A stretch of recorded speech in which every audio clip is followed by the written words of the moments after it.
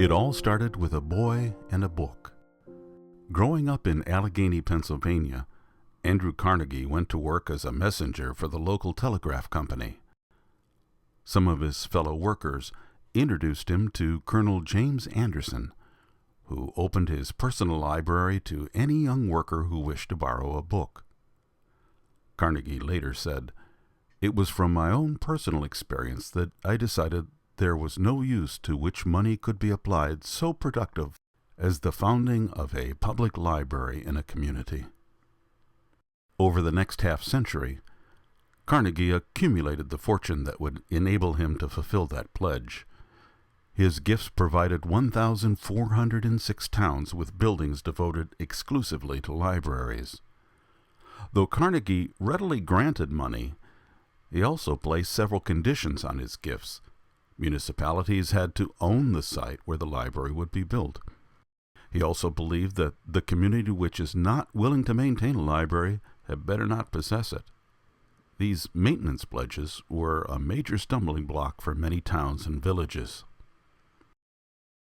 Little Falls' first library was opened in August of 1892 in 2 rooms in the Butler block, quickly accumulating more than 800 books. It was clear that the library would soon need a permanent home, and so the city turned to Carnegie. First, the city needed to buy the land, and the final site was strongly supported by board member Charles Lindbergh Sr., who told townspeople that he wanted the library to have a large lawn and some shade trees. With the help of Lindbergh, the Warehausers, and the Mussers, the city purchased the property.